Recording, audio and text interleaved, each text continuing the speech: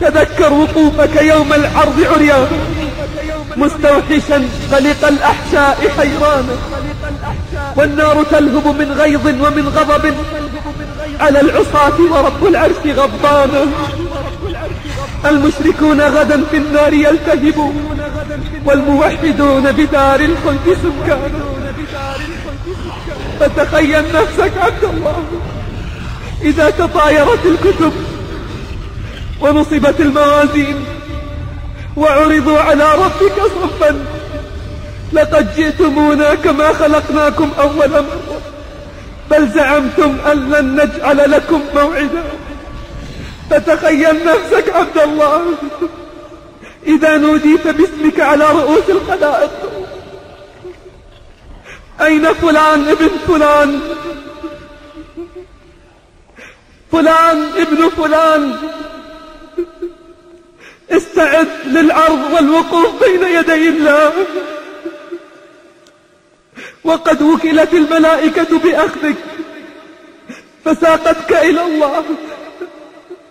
لا يمنعها اشتباه الأسماء باسمك واسم أبيك إذا عرفت أنك المراد بالدعاء. تخيل إذا قرع النداء قلبك فعلمت أنك أنت المطلوب،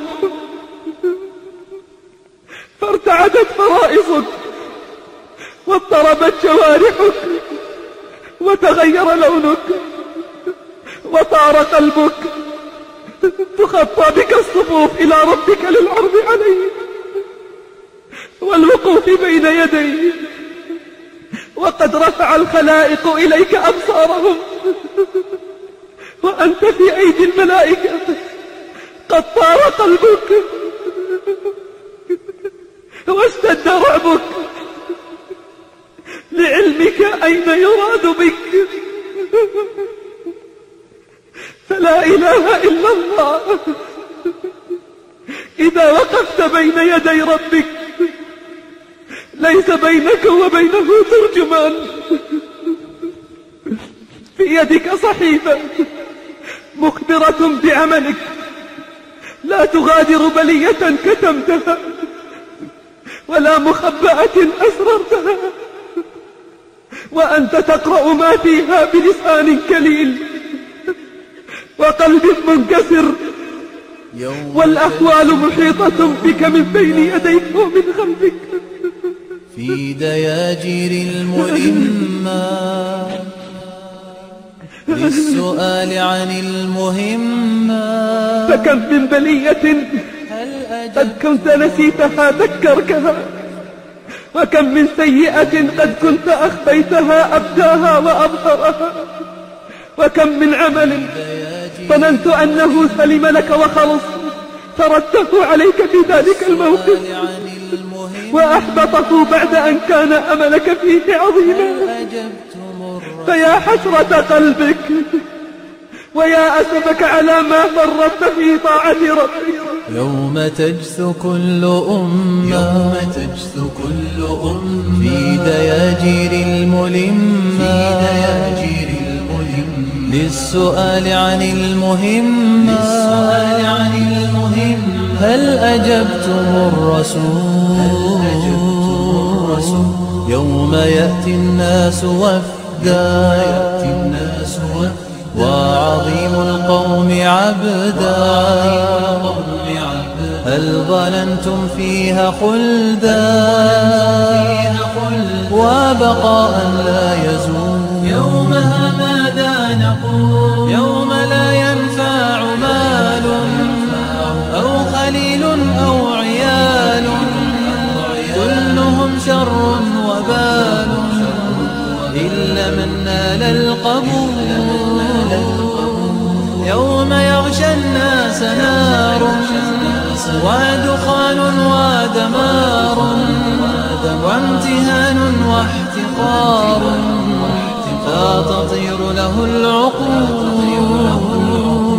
يومها ماذا نقول؟ يومها ماذا نقول؟ عن عبد الله بن عمرو رضي الله عنهما قال: عن عبد الله بن عمر رضي الله عنهما قال: قال صلى الله عليه وسلم: يدني الله العبد منه يوم القيامة حتى يضع عليه كنفه، يعني ستره، فيقرره بذنوبه، حتى إذا ظن العبد أنه هلك، اسمع بارك الله فيك، اسمع رعاك الله، فإذا كان ممن تاب وسلك طريق الهداية قال الله له بعد أن قرره بذنوبه: فإني قد سترتها عليك في الدنيا وإني أغفرها لك اليوم.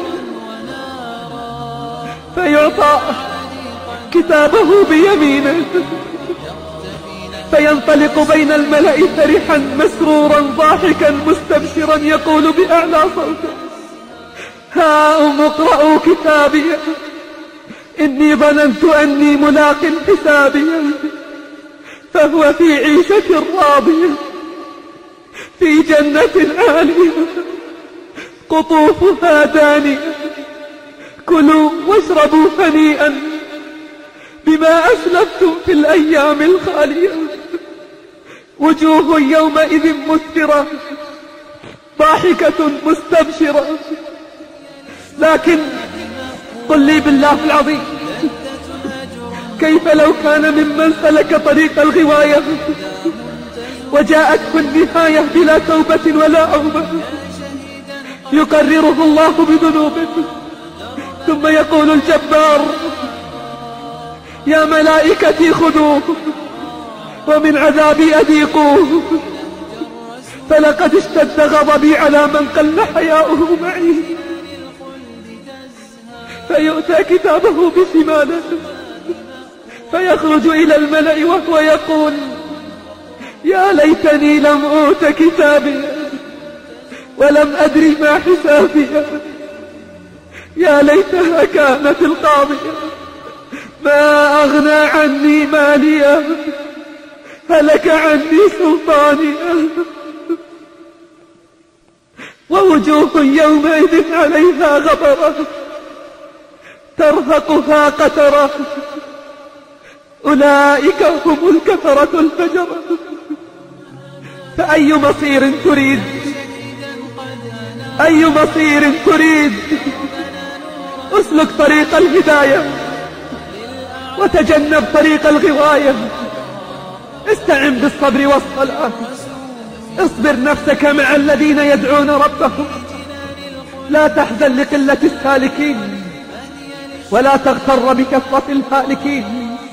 أسهر ليلك بالقرآن والقيام، واقطع نهارك بالظمأ والصيام.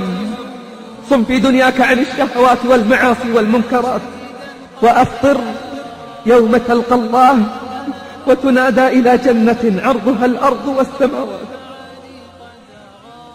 قال إبراهيم بن أدهم لأخ له في الله: إنه بلغني أن الله تعالى أوحى إلى يحيى بن زكريا عليهما السلام: يا يحيى، إني قضيت على نفسي أنه لا يحبني عبد من عبادي أعلم ذلك منه إلا كنت سمعه الذي يسمع به، وبصره الذي يبصر به، ولسانه الذي يتكلم به، وقلبه الذي يفهم به. فإذا كان عبدي كذلك بغضت إليه الاشتغال بغيري، وأدمت فكرته، وأسهرت ليله، وأظمأت نهاره.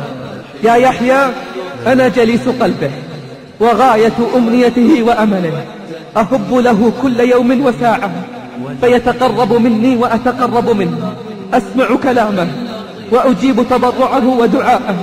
فوعزتي وجلالي لأبعثنه مبعثا يغبطه به النبيون والمرسلون، ثم آمر مناديا ينادي: هذا فلان بن فلان، ولي الله وصفيه وخيرته من خلقه، دعاه إلى زيارته ليشفي صدره من النظر إلى وجهه الكريم. فإذا جاءني رفعت الحجاب فيما بيني وبينه، فنظر إلي كيف شاء، وأقول له: أبشر، فوعزتي وجلالي لأسفين صدرك من النظر إلي، ولأجددن كرامتك في كل يوم وليلة وساعة. سبحانك سبحانك، يا علي يا عظيم، يا باري يا رحيم، يا عزيز يا جبار، يا حي يا حليم. سبحان من سبحت له السماوات بأكنافها، سبحان من سبحت له الجبال بأصواتها، سبحان من سبحت له البحار بأمواجها، سبحان من سبحت له الحيتان بلغاتها، سبحان من سبحت له النجوم بأبراقها، سبحان من سبحت له الأشجار بأصولها، سبحان من يسبح الرعد بحمده والملائكة من خيفته، ويرسل الصواعق فيصيب بها من يشاء، وهم يجادلون في الله وهو شديد المحال. سبحانك لا إله إلا أنت وحدك. اللهم صل على محمد في الأولين، اللهم صل على محمد في الآخرين، اللهم صل على محمد في الملأ الأعلى إلى يوم الدين. يا ذا العطاء الذي قد عم